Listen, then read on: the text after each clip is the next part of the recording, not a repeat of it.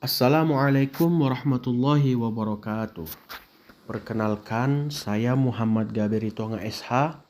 Asal instansi saya yaitu pemerintah Kabupaten Labuhan Batu Utara, yang mana pada saat ini saya sedang mengikuti kegiatan latihan dasar CPNS di BPSDM Provinsi Sumatera Utara.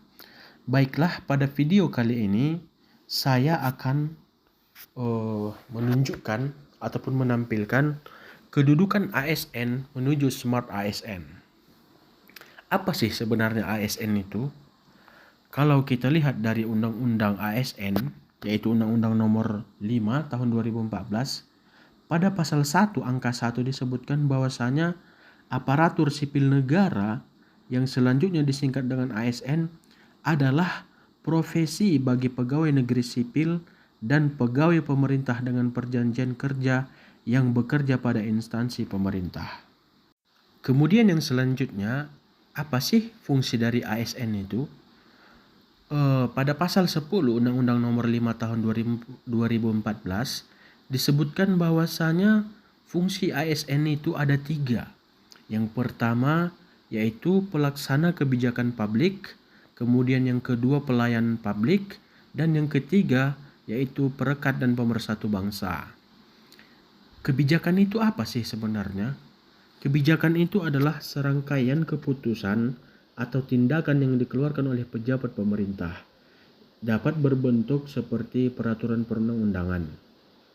Sebagaimana yang kita ketahui bersama, bahwasanya hierarki peraturan perundang-undangan itu mulai dari yang tertinggi yaitu Undang-Undang Dasar, kemudian sampai yang terendah yaitu peraturan daerah, kabupaten, kota. Kemudian di dalam kebijakan itu terdapat beberapa aspek.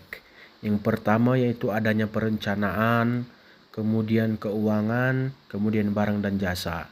Tentunya masing-masing dari aspek ini sangat penting dan sangat mempengaruhi dari kebijakan itu sendiri. Kemudian yang berikutnya yaitu pelayan publik. Artinya seorang ASN itu harus memposisikan dirinya sebagai pelayan publik, bukan sebagai orang yang dilayani, melainkan sebagai orang yang harus melayani.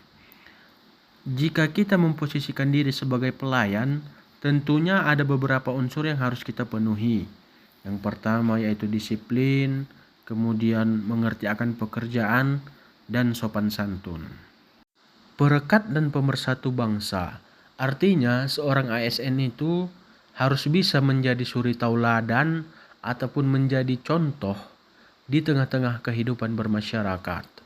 Ya, dia sosialisasinya harus bagus, kemudian etikanya juga harus bagus, dan sopan santun lah di tengah-tengah masyarakat, yang artinya orang-orang di sekitar ASN itu akan menunjuk ataupun menganggap ASN itu sebagai suatu contoh yang baik.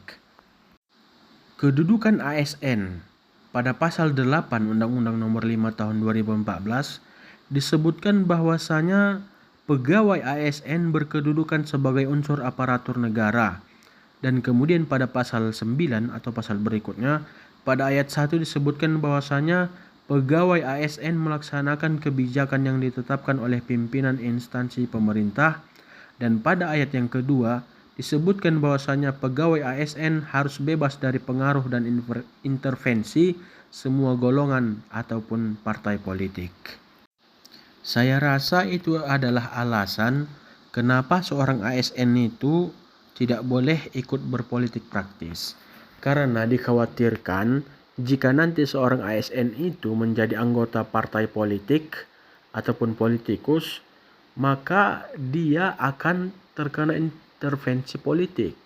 Artinya pimpinan politik di suatu daerah akan bisa mengintervensi setiap kebijakan ataupun keputusan yang diambil oleh seorang ASN. Kemudian Smart ASN. Apa sih sebenarnya Smart ASN itu? ASN itu seharusnya dapat merespon perkembangan teknologi dan informasi dengan positif. Setiap ASN harus dapat bersikap adaptif terhadap teknologi agar kinerja pelayanan lebih cepat, akurat, dan efisien. Untuk itu, Kementerian Pendayagunaan Aparatur Negara dan Reformasi Birokrasi Republik Indonesia telah mencanangkan kebijakan manajemen ASN menuju Smart ASN 2024.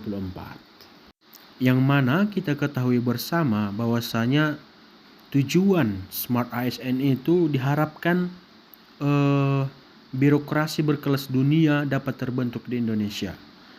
Adapun upaya untuk membentuk birokrasi berkelas dunia tersebut diharapkan nantinya setiap ASN memiliki profil Smart ASN yang terdiri dari nasionalisme, integritas, wawasan global, hospitality, networking, penguasaan teknologi informasi, bahasa asing, dan entrepreneurship. Yang mana seorang ASN Smart juga diharapkan dapat berperan sebagai digital talent dan digital leader yang mendukung transformasi birokrasi di Indonesia.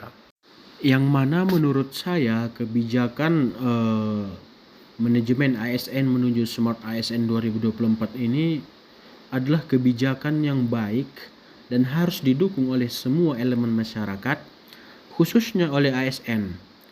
Karena jika nanti memang dapat terbentuk birokrasi berkelas dunia, tentu itu akan menjadi suatu capaian yang tertinggi dari pemerintah di Republik Indonesia ini. Demikianlah video tentang kedudukan ASN menuju Smart ASN ini.